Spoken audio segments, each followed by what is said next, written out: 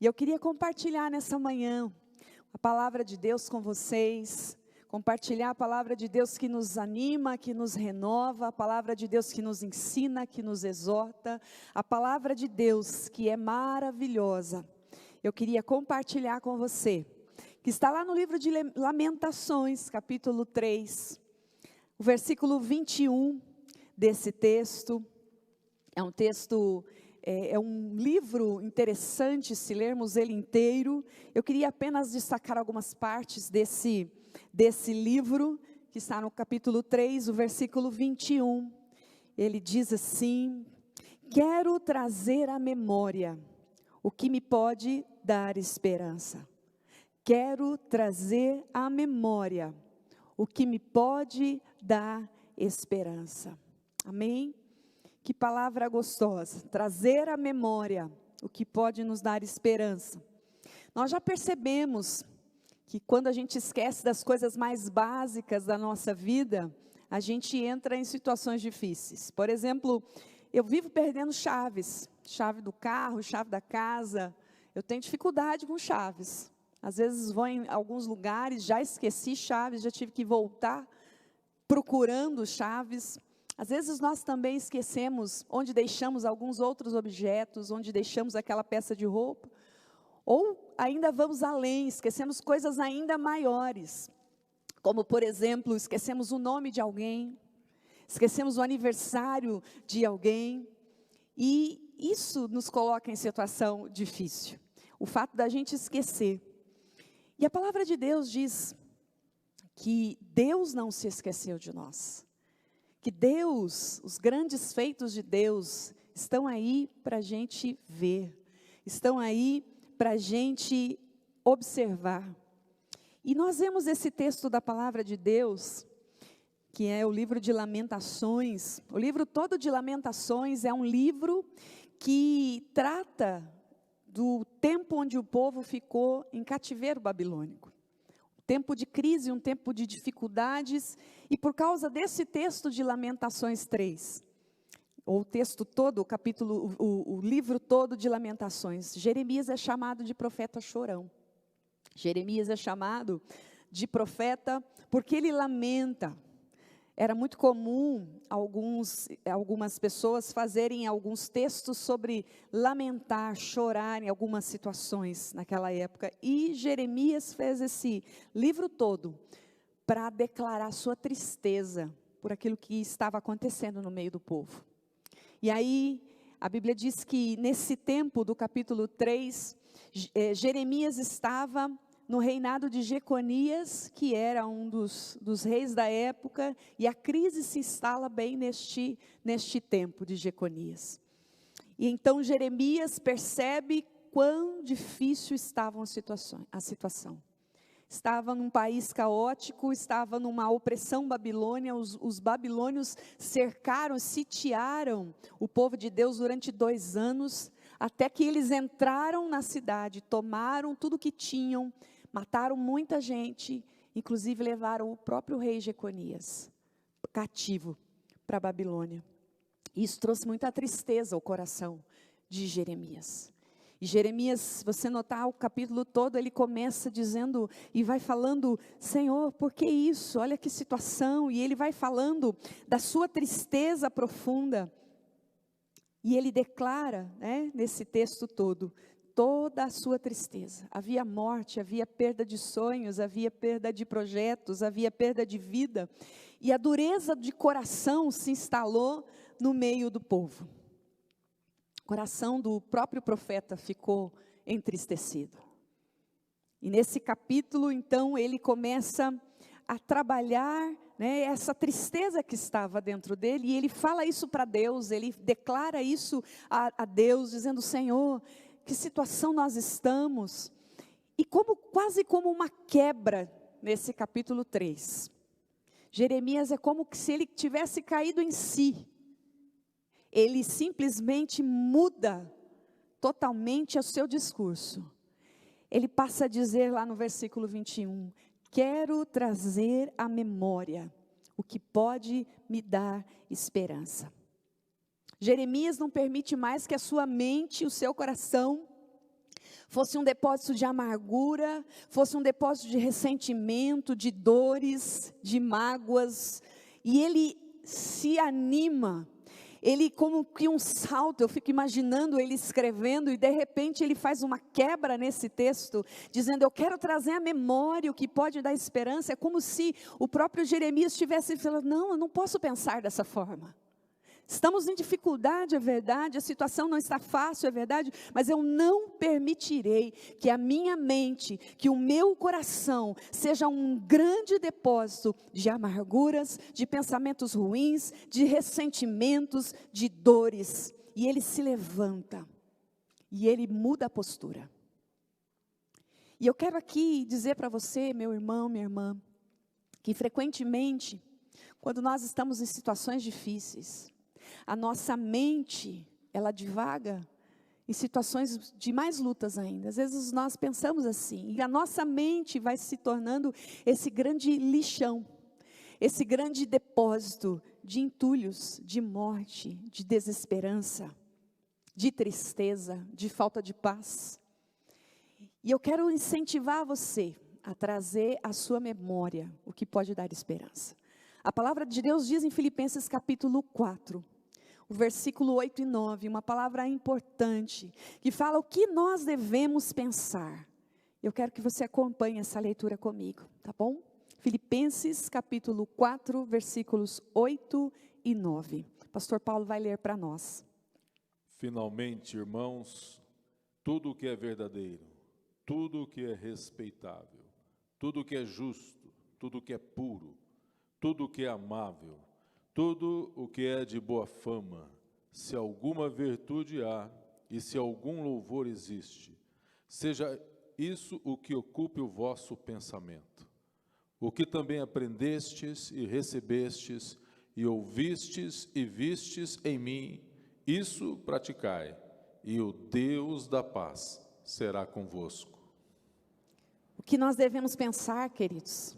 O que é que nós devemos ter em mente? A Bíblia diz que tudo que é puro, tudo que é justo, tudo que é de boa fama, se algum louvor há, nós precisamos pensar essas coisas. Ao invés de termos na nossa mente esse grande depósito de morte, de desesperança, a palavra de Deus nos chama a atenção, nos convida a pensar e colocar a nossa mente nas coisas que Deus tem para nós. Nessas palavras que foram lidas, tudo que é puro, tudo que é de boa fama, nós pensarmos. Porque em tempos de situações difíceis, a nossa memória é acionada de tal forma que muitas pessoas pensam coisas ruins quando passa por alguma situação de luta, de dificuldade. Ela traz à memória, mas eu já vivi isso em algum tempo e não deu certo. Algumas pessoas puxam situações de outras pessoas que passou pela mesma situação e também não deu certo. Mas eu quero convidar você a trazer à sua mente, a trazer ao seu coração tudo que é bom, tudo que é puro, tudo que é de boa fama, trazer à sua memória as coisas, a fidelidade de Deus, as coisas maravilhosas que Deus fez. Foi isso que Jeremias fez naquele dia. Essa quebra de texto que ele faz, é como se ele caísse em si, e ele faz essa mudança de pensamento, porque ele entende isso, ele entende que o que deve estar à mente dele, é aquilo que Deus fez. E ele segue esse capítulo, e eu quero voltar, em Lamentações 3, marca aí, Lamentações 3, e nós vamos ler os outros versículos para entender quais são as coisas que Jeremias trouxe à sua mente, que deu esperança a ele, que deu alegria ao seu coração. Nós vamos analisar melhor esses versículos que seguem abaixo, para a gente entender o que pode nos dar esperança. Amém? Lá no versículo 22 e 23 de Lamentações 3, nós vamos começar a ler esse texto, amém? Capítulo 3 de Lamentações, versículo 22 e 23.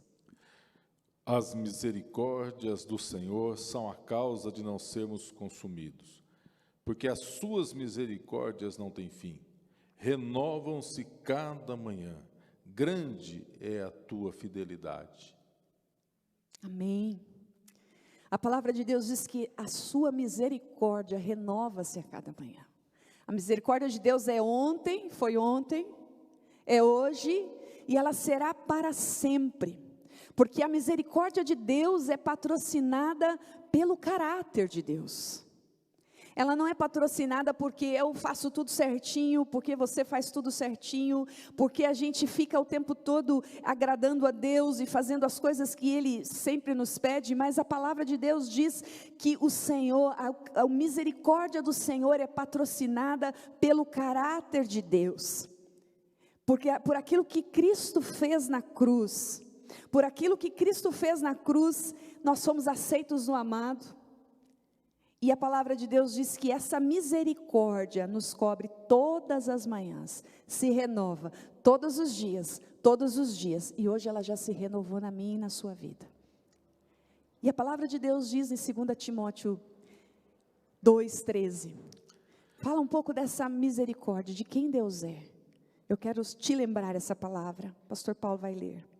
Se somos infiéis, Ele permanece fiel, pois de maneira nenhuma pode negar-se a si mesmo. Aleluia. O caráter de Deus é fiel. O caráter de Deus é misericordioso. Ele insiste em ter misericórdia de nós diariamente, porque Ele não pode negar-se a si mesmo.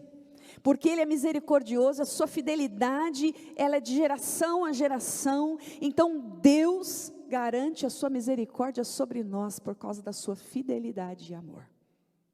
Ele é fiel. Às vezes a gente fala isso sem pensar, né? A gente escreve nos nossos posts da internet, Deus é fiel. Mas a gente pensa que Deus é fiel a mim. A gente pensa que Deus é fiel a alguém. Deus é fiel a si mesmo. Deus é fiel a si mesmo. E por ser fiel a si mesmo, Ele vem todos os dias e renova a sua misericórdia sobre nós. Trazer à memória essa fidelidade de Deus, trazer à memória que somos alvos da misericórdia de Deus diariamente, faz com que a gente tenha esperança, faz com que a gente viva melhor. E foi isso que Jeremias fez, trouxe à memória. E eu quero dizer para você, traga à memória as suas orações respondidas, querido. Não sei se você tem um caderno de oração, eu tenho algumas anotações de oração antigas. E cada vez que eu vejo aquelas anotações, cada vez que eu vejo as anotações recentes, eu dou graças a Deus, porque o Senhor é muito misericordioso, é muito fiel. Eu vejo o quanto Deus tem sido bom, quanto Deus tem sido misericordioso. Trazer à memória aquilo que Deus fez nas nossas vidas, faz com que a gente se alegre. Eu fiquei pensando o que eu poderia contar para você, de algo que Deus fez na minha vida. Eu me lembrei da gestação da Rafaela, que é a nossa filha caçula. A Rafaela, nós ficamos tentando engravidar da Rafaela durante alguns anos. E eu me lembro que o diagnóstico último que viemos ter era que eu tinha alguns miomas grandes e que eu tinha endometriose. Portanto, a dificuldade para ter um segundo filho seria muito grande. A primeira já tinha sido dificultoso, já foi complicado, mas a Rafaela foi um momento bem mais complicado. E eu me lembro de tomar o último comprimido que o médico havia me dado. Ele diz, olha, vamos tentar fazer alguma coisa, vamos induzir, vamos tentar fazer algo. E eu lembro de tomar o último comprimido da cartela, dos 4 meses que ele me deu para tomar aquela medicação. E eu falei para Deus, Senhor, se não for para ter um segundo filho, eu vou ficar tranquila, Deus. Eu só quero que o Senhor me fale isso. Eu não quero ficar mais nessa ansiedade, nessa tristeza, nessa preocupação. Me ajuda, Senhor. E eu tomei aquele último comprimido. Dali algumas semanas, estava grávida da Rafaela. Por isso a Rafaela chama Rafaela. Deus que cura, Deus que sara. E eu lembro bem quando nós fizemos a cesárea da Rafaela, o médico falou para mim assim, olha, essa criança é um milagre. Porque junto com essa criança tem um monte de coisa aqui dentro.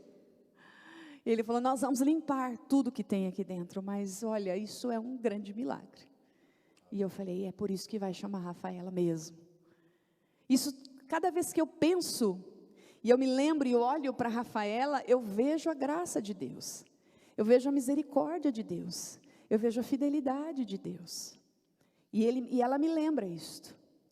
Isso alegra o meu coração, trazer à memória o que pode dar esperança para nós, trazer à memória as misericórdias do Senhor. Lembre-se das suas orações respondidas, lembre-se da graça de Deus pela sua vida, lembre-se porque o nosso Deus é o mesmo ontem, o mesmo hoje e vai ser sempre. Sua misericórdia sempre nos alcançará todos os dias. Amém?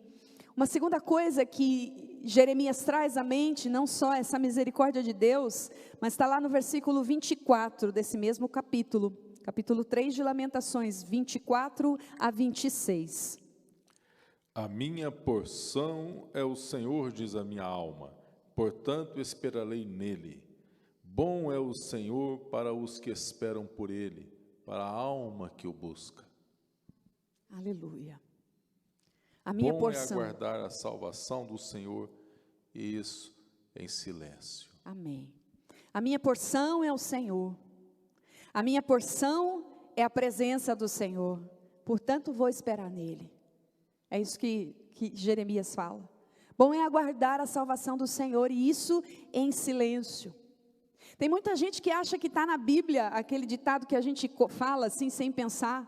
Ai, Deus tarda, mas não falha. Tem muita gente que acha que está lá, e até acha texto para isso, para explicar isso. Deus tarda, mas não falha. Mas aos nossos olhos, nós queremos que as coisas aconteçam para ontem. Nós somos a geração do micro-ondas. Nós somos a geração dos smartphones, que nós clicamos e a coisa já se abre, já acontece. Mas Jeremias, ele fala, olha, a minha porção é o Senhor. E ele diz, portanto, eu vou esperar nele. Eu dependo do Senhor, então eu vou esperar nele. Eu preciso estar na agenda de Deus e não Deus na minha agenda. Nós temos um grande problema, porque nós queremos pôr Deus na nossa agenda. Nós queremos que Ele faça o que nós desejamos, no tempo que nós desejamos. Deus vem, Ele nos responde, mas a hora é dEle, e a hora é perfeita. Não é um tempo cronológico, como nós sabemos, mas é o tempo perfeito de Deus, que Ele nos responde. É o tempo perfeito de Deus. Deus é perfeito em seu tempo. Então Jeremias traz à memória, não só a misericórdia de Deus, mas ele traz à memória um Deus que é perfeito em seu tempo. Um Deus que trabalha muitas vezes no turno da noite.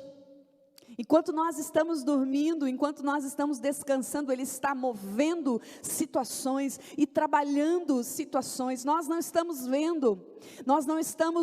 vendo com clareza, mas Deus está fazendo. Deus está agindo, Deus está trabalhando situações. E Jeremias, no versículo 26, ele deixa muito claro, ele diz, bom é aguardar a salvação do Senhor, e isto em silêncio. E isto é complicado para nós, porque nós queremos sempre ficar lembrando Deus de algo, como se Deus não tivesse memória, como se Deus se esquecesse.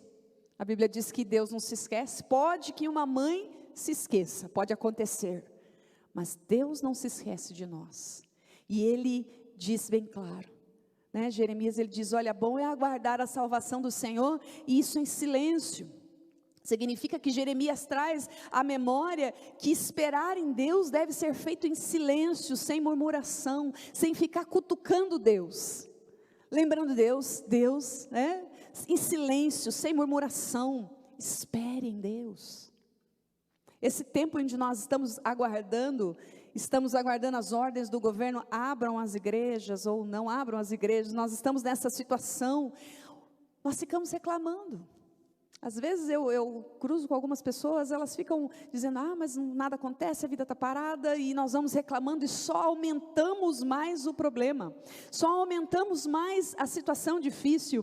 E o Senhor Jesus nos convida nessa manhã a aguardarmos a sua salvação, queridos, em silêncio. ore a Deus, busque a presença de Deus, mas não murmure. Não torne as coisas mais difíceis. Quando nós murmuramos, nós tornamos as coisas mais difíceis. E Jeremias trouxe a memória, ele diz, olha, tempo perfeito de Deus está acontecendo, espere e faça silêncio. Leia a palavra, faça silêncio. Às vezes nós estamos esperando uma ação de Deus, algo que nós oramos e não está acontecendo. É tempo de fazer silêncio, de aguardar a salvação do Senhor.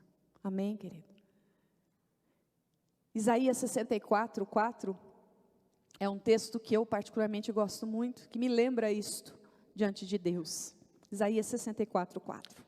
Porque desde a antiguidade não se ouviu, nem com os ouvidos se percebeu, nem com os olhos se viu Deus além de ti, que trabalha para aquele que nele espera.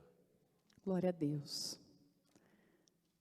Ninguém viu e nem ouviu Deus além de ti, que trabalha para aqueles que nele esperam. Deus está fazendo, querido. Eu quero animar o teu coração nessa manhã e dizer para você que Deus está fazendo.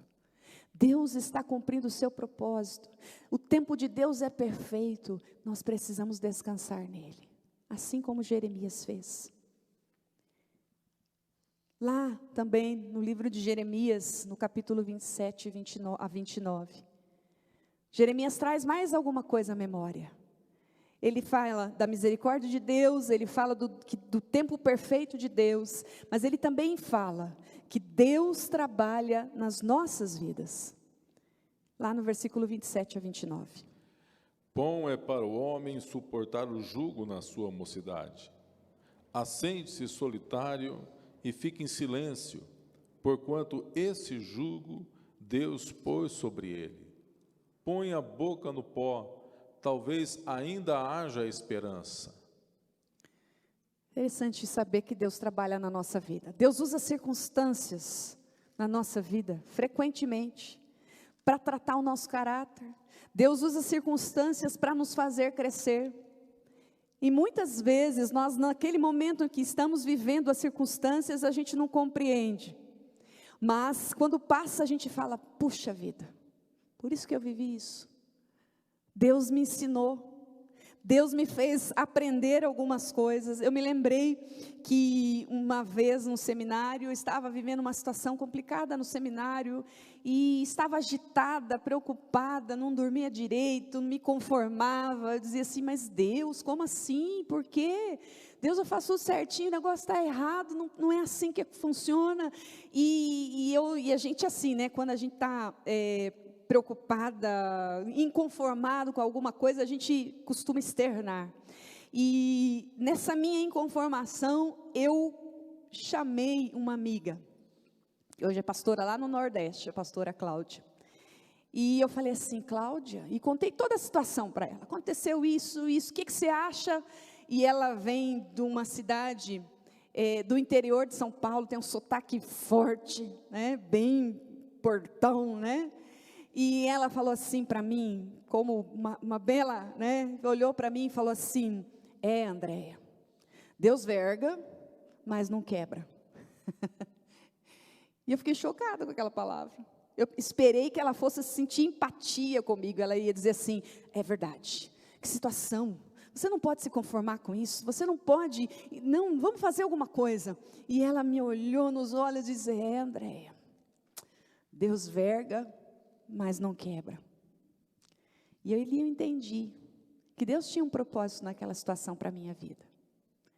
Ali eu entendi que Deus estava me preparando para algo que eu não imaginava. Hoje já sei quais são as coisas que Deus estava me preparando, mas hoje eu posso dizer, passei por isso, já passei essa fase, né? Situações na nossa vida que podem ser cirurgia precisa de Deus, para nos levar aonde Ele quer. E eu quero nessa manhã, convidar você a trazer à sua memória, este Deus que nos trata com tanto cuidado, ao ponto de nos levar ao centro da sua vontade, ao ponto de nos sinalizar, talvez através de situações difíceis, preocupantes, que Ele é Deus, que Ele não falha, que Ele nos quer dentro do seu propósito. Fique atento. Deus não desperdiça nada.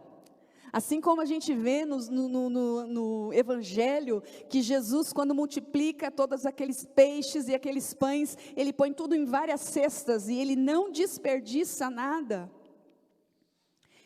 Deus não desperdiça nada na nossa vida. As lutas não são desperdiçadas, as dificuldades não são desperdiçadas, porque elas são o trabalhar de Deus na nossa vida. Precisamos entender dessa forma, querido. Jeremias, olhando todo o caos que o cercava, aquela situação toda que ele vivia, ele olhou dessa forma, ele pensou, não, Deus tem o seu tempo perfeito e Ele está trabalhando nas nossas vidas. Alguma coisa boa nós tiraremos dessa situação. E eu quero te incentivar, não sei em que situação você se encontra, muitos estão sem empregos, muitos estão com dificuldades, e eu quero te incentivar a tirar coisas boas, apesar de todas as lutas, de situações que você está vivendo hoje. Romanos 8, 28, é uma palavra que talvez você já conheça, mas eu quero lembrá-lo, Romanos 8, 28. Sabemos que todas as coisas cooperam para o bem daqueles que amam a Deus, daqueles que são chamados segundo o seu propósito. Aleluia. Nós lemos esse texto, às vezes, de alguma forma mais assim, leve, falamos, não, todas as coisas cooperam. Todas as coisas cooperam para o bem. Todas as coisas vai fazer com que Deus cumpra o seu propósito na nossa vida. Então, essa promessa é para aquelas pessoas que amam a Deus. Essa promessa de que todas as coisas vão cooperar, vão fazer com que a gente vá para frente, com que a gente caminhe melhor, que a gente cresça na nossa vida, é para a gente aliançada com Deus. Sabemos que todas as coisas cooperam para o bem daqueles que amam a Deus. Deus é tudo na nossa vida, ou Ele é tudo na nossa vida, ou Ele nunca será alguma coisa na nossa vida. Ele precisa ser tudo na nossa vida. Essa promessa é para aqueles que amam a Deus, para aqueles que obedecem a Deus. Todas as coisas cooperarão para o nosso bem. Amém, querido? Todas as coisas cooperarão para o nosso bem. Deus está dizendo, tenha fé, tenha coragem. Pode estar doendo agora, pode ser difícil agora, mas o meu resultado será perfeito, querido. É como tomar medicação ruim, né? Eu me lembro que guerra que era dar medicação para as crianças em casa. Era uma situação complicadíssima, até um ponto que nós falamos assim, vai ser injeção, vai ser injetável. E aí tinha que tomar 15 injetável para resolver o problema. Também era difícil. Aí elas passaram a tomar via oral. Mas tenha coragem. Está difícil, está complicado, está vergando, mas Deus não quebrará. Tudo será perfeito. Amém? Mais uma coisa que Jeremias traz à memória. Lamentações 3, 32 a 33. Pois ainda que entristeça a alguém, usará de compaixão segundo a grandeza das suas misericórdias, porque não aflige, nem entristece de bom grado os filhos dos homens.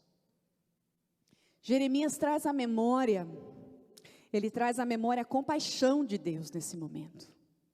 Jeremias, ele se lembra de que Deus tem compaixão do seu povo, de que Deus tem compaixão do seu povo. É interessante que quando Jesus foi enviado, quando Deus enviou, e conversou com Maria, ele diz, olha, você vai chamar esse menino de Emanuel, que significa Deus conosco. E eu fico pensando que um Deus assim, não vai ter compaixão de nós? Enviou o seu próprio Filho, para fazer diferença na nossa vida, para estar conosco. Jesus não nos vê com indiferença. Quando nós estamos com lutas, O Senhor nos vê com compaixão. Compaixão significa sentir com, né? Sentir com. Deus sente conosco. Por causa da sua compaixão, Ele vê as nossas lutas. E Ele vê o que nós passamos diariamente. Por causa da sua compaixão, Ele entende as nossas fraquezas. Ele sabe que somos vulneráveis. Ele sabe quais áreas somos mais vulneráveis. Por causa da sua compaixão, Ele nos resgata quando nós estamos ali desamparados, abatidos, desanimados. Ele nos acolhe e nos consola por causa da sua compaixão. Por causa da sua compaixão, Ele nos vê. Ele vê através da nossa condição pecadora. Ele sabe que somos pó. Ele sabe que nós fomos feitos, né, de barro. Por causa da compaixão, Ele vê através das nossas falhas. Ele olha para Jesus e Ele nos vê através dessas falhas. Ele sabe que nós somos falhos. Essa é a compaixão de Deus. Isso é compaixão, é sentir com. Então aquilo que dói em você, meu irmão, dói também no coração de Deus.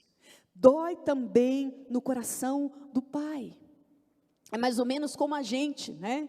Quando faz alguma coisa para alguém que a gente ama, para algum filho, para alguém que a gente ama profundamente, dói em nós.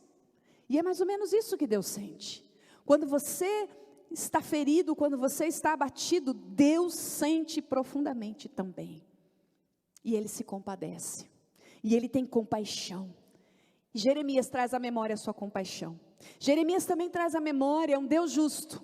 Está lá no versículo 34 a 36.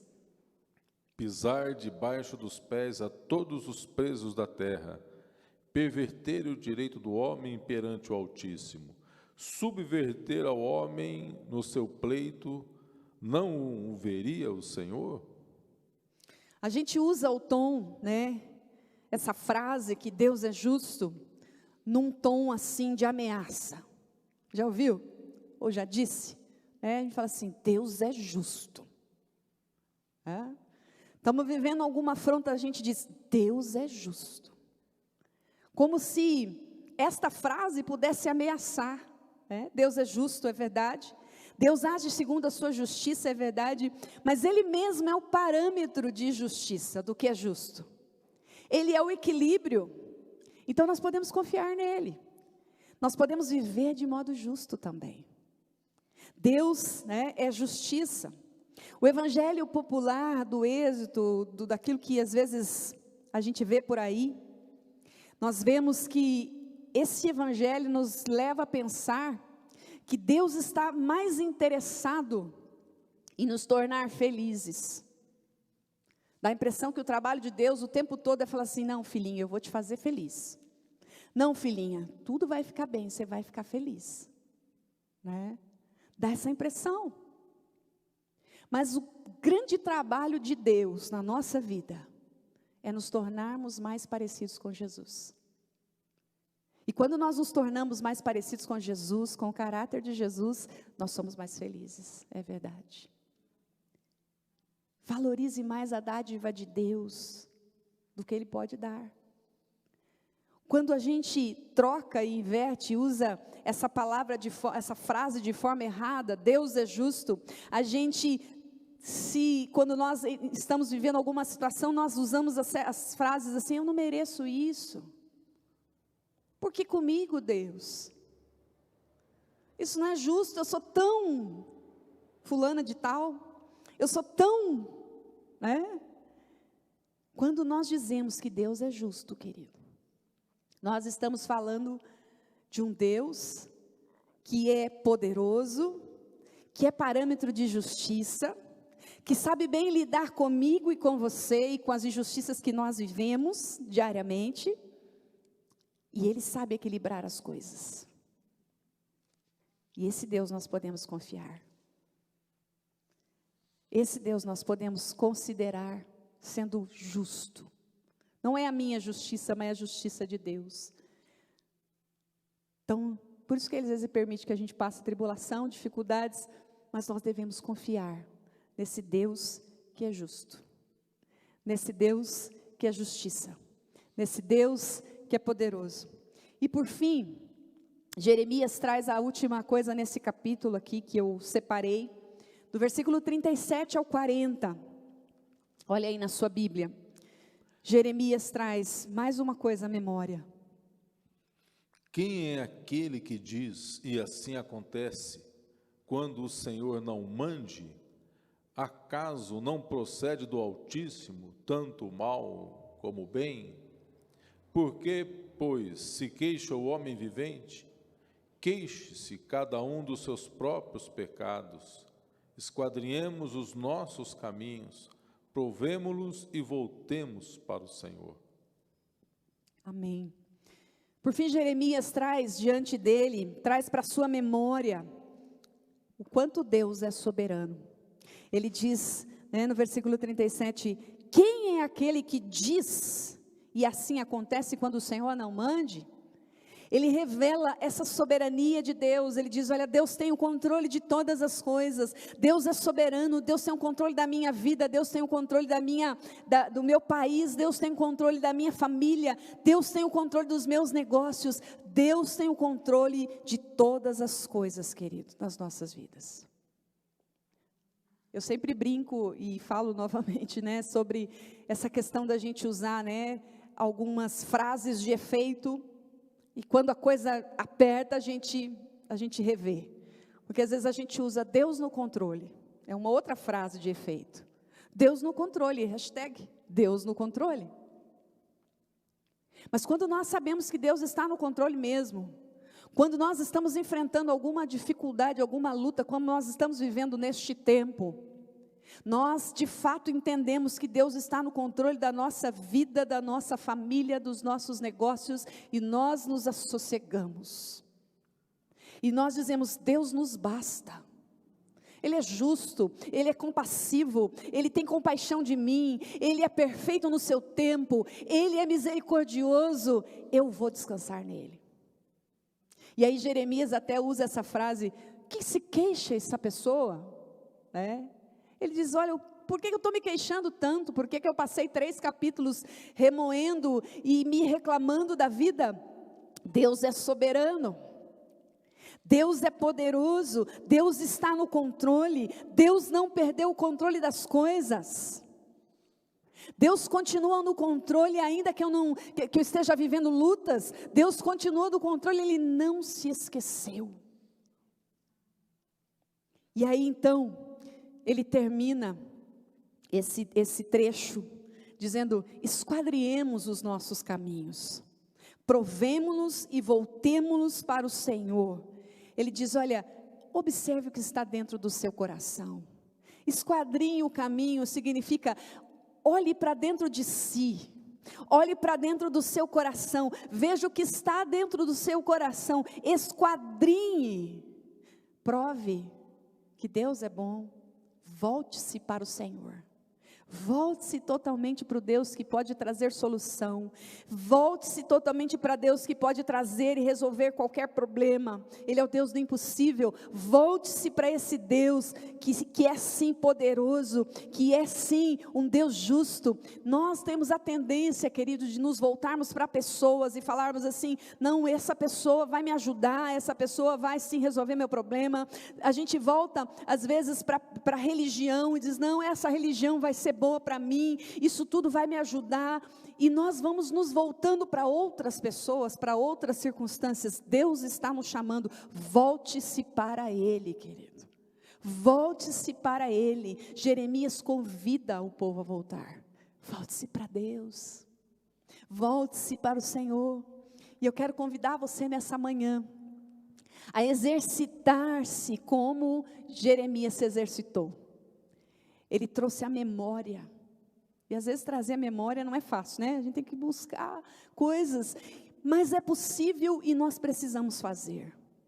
Faça uma lista se for necessário, mantenha um caderno, registrando tudo que tem acontecido, e todas as orações respondidas, tudo aquilo que Deus fez, tudo aquilo que Deus é, mantenha um caderno. Quando você se sentir entristecido, desanimado por alguma situação, olhe esse caderno, e deixa que a esperança volte para dentro de você, em nome de Jesus, amém?